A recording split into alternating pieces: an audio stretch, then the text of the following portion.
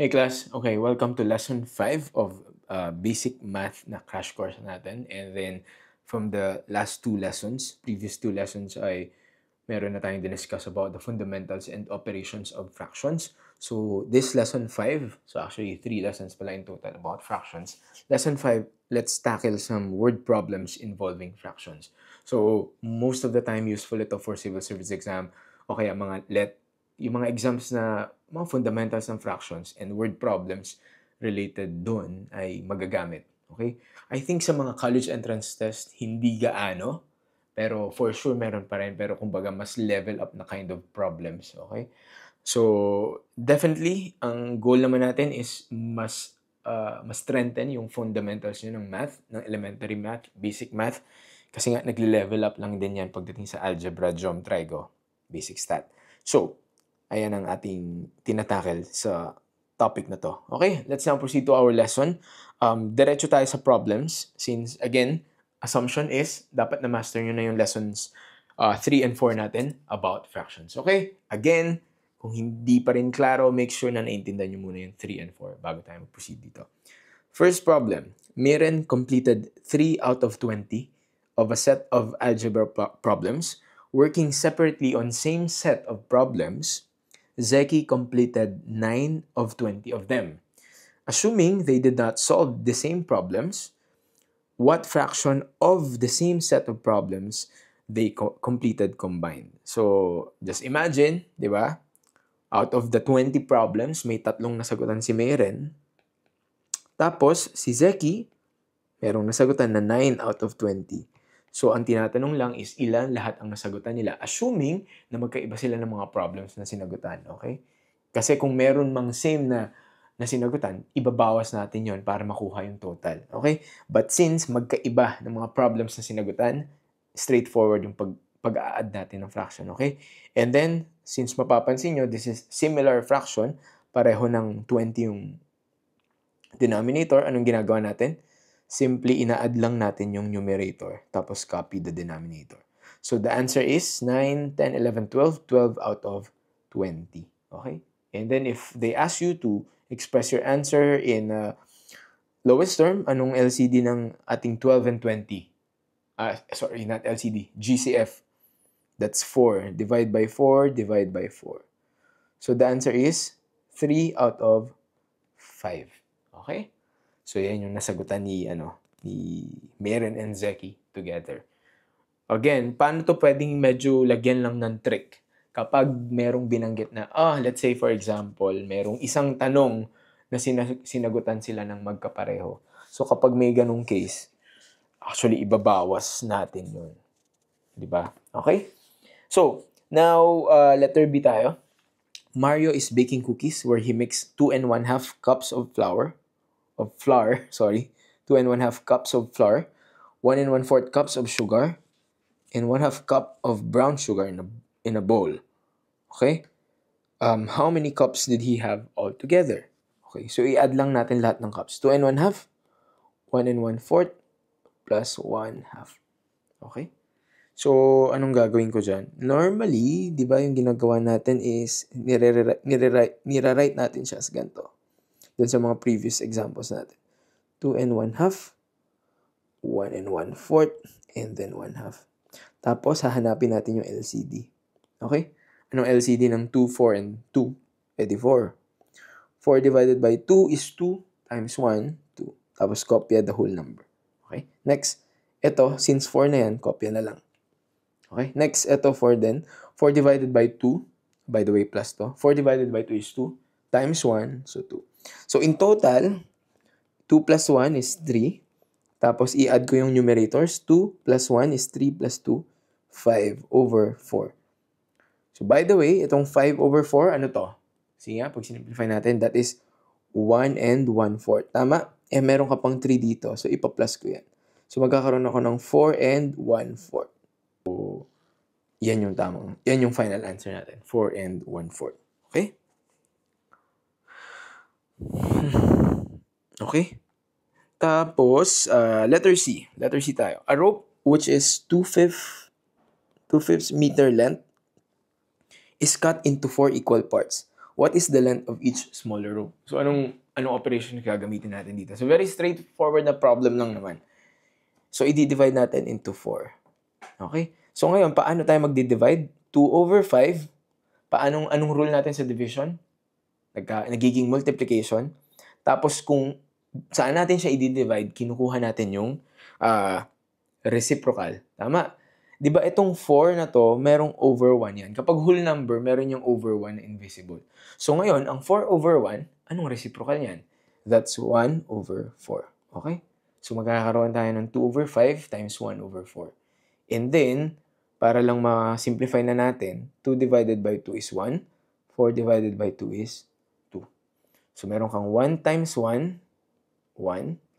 5 times 2, 10. So meron tayong 1/10 meter na length per rope. Okay? So, ganyan lang kasimple. Letter D. A group of students played in orchestra. 1/4 of the students play brass instrument. Of these students, 2/3 play trumpet. What is the fraction of the group of students who played trumpet? Okay. So, ito, mukha lang siyang magiging tricky or nakakalito sa iba, pero intindihin nating mabuti, lalo na kung hindi kayo familiar sa groupings ng mga instruments. Ang sinabi, so halimbawa, kung meron kang, minsan ang ginagawa ko dyan, binivisualize ko. So halimbawa, yan, meron kang isang buong pie lang. Sinabi, yung 1/4 dyan, ito yung nagpa-play ng brass instrument. Okay? Ito yung representation ng 1/4. And then, of these students, dito kayo magkakaroon ng cue eh. Of these students, pag sinabing of these students, ibig sabihin, mula dun sa 1/4, yung 2/3 nun nagpe-play ng trumpet. So, mula dito sa 1/4 na to, yung 2/3 niyan, so paano ko i-visualize yung 2/3 yan? Itong 2/3 na yan, ito yung nagpe-play ng trumpet. Ngayon, ang tinatanong sa inyo, anong fraction noong buong estudyante ang nagpe-play ng trumpet? So, ibig sabihin, itong fraction na to, gaano ito kalaki versus the total group.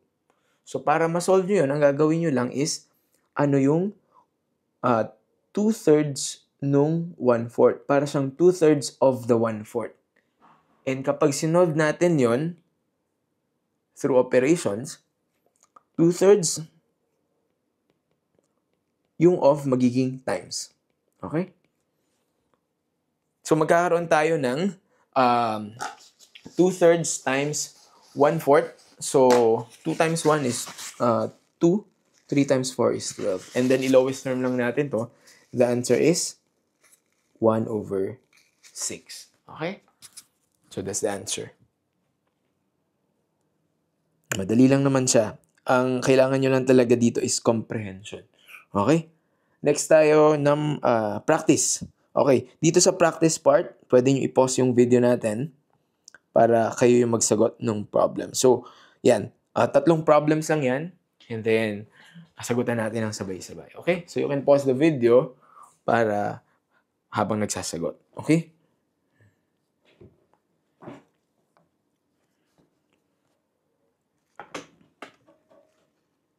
Ay?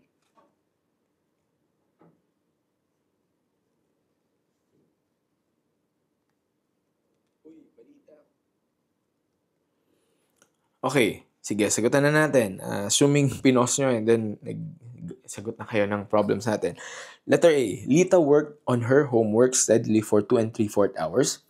Anna worked on homework steadily for 3 1/3 hours. How many hours did Anna work on homework than Lita did? Okay?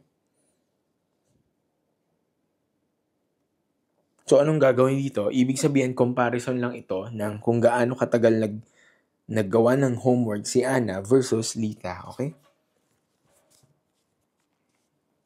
So, ang gagawin natin is, kung nagko-compare ka, is isusubtract lang natin.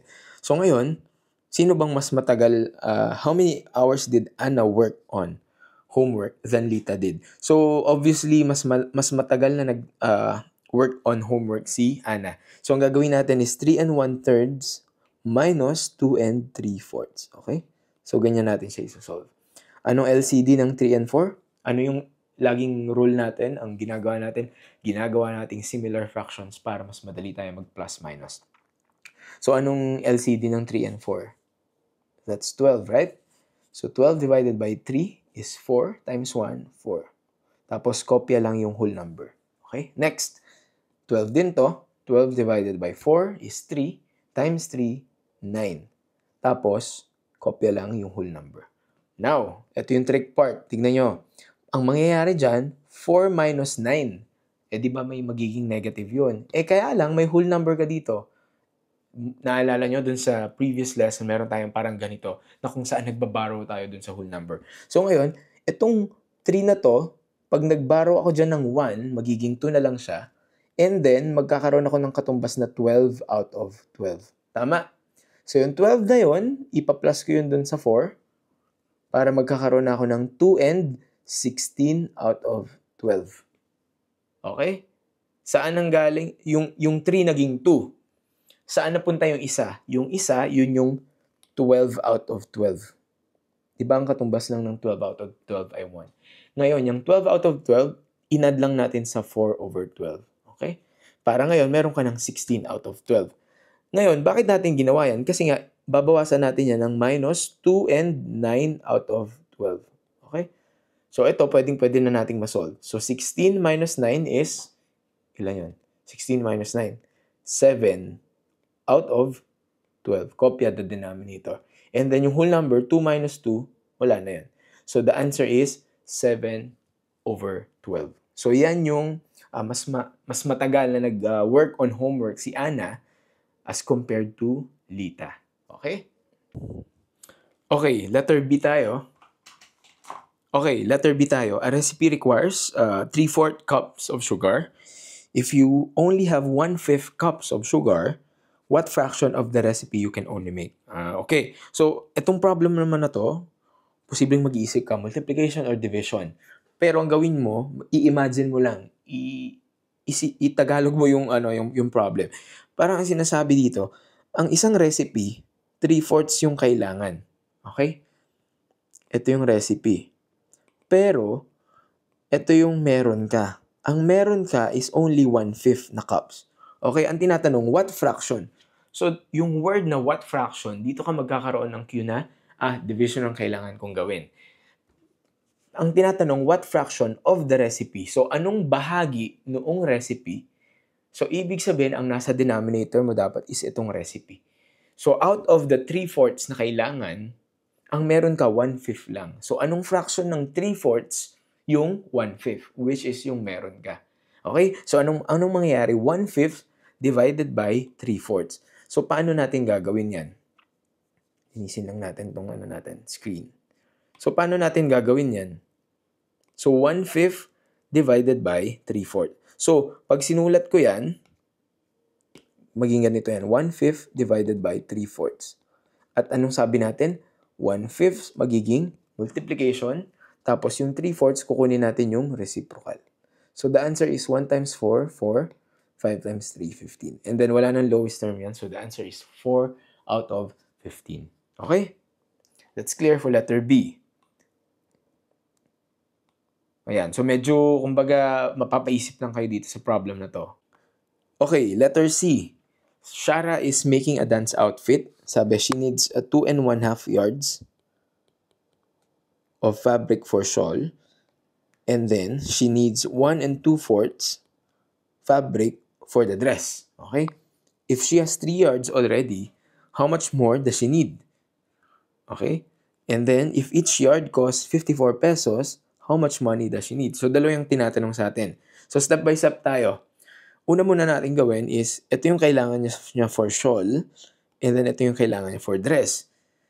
So, alamin muna natin gaano kadami ng yards yung kailangan niya para meron siya ng shawl tsaka ng dress. So, anong gagawin natin dito sa dalawang to? Ipag-a-add muna natin sila. Okay? And then, pag nag-a-add tayo, kinukuha natin yung LCD. Okay? So, sa case na to, ang LCD natin is yung 4, di ba? And then, 4 divided by 2 is 2, times 1 is 2. Tapos, kopya the whole number. Okay? Zoom natin. Yan.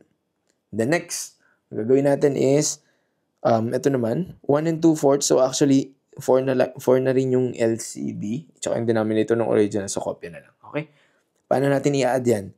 So, 2 plus 1 is 3, and then 2 plus 2 is 4 over kopya denominator. So, a total of, ilan lahat yan? 4 yards. Bakit? Kasi may 3 ka na, plus yung 4 over 4. Ang 4 over 4, katumbas lang din ng 1, di ba? So, 3 plus 1, kaya ka nagkaroon ng 4 yards. Ngayon, dahil meron ka ng 3 yards, di ba? Ibabawas ko na yan dito sa 4 yards na kailangan mo. So, ilang yard na lang kailangan? 1 yard. Eh, ano bang sabi? If each yard costs 54 pesos, how much money does she need? Oh, di ba isang yarda na lang kulang niya? Di ang kailangan niya is 54 pesos. So, the answer is 54 pesos. So, yung unang sagot is how much more does she need? 1 yard. And then, how much money? 54 pesos. Okay? So, kung nagkataon, halimbawa lang, nagkataon, ang nasolve natin, 2 yards yung kailangan pa niya, di ano gagawin natin doon para makuha yung amount? Ita-times yung 2, ita-times lang natin sa 54. Okay? So, sa case na to, 1 yard times 54. Kaya naging 54 pesos. Okay? So, yan ang problems natin involving fractions. Okay? So, that concludes lesson 5.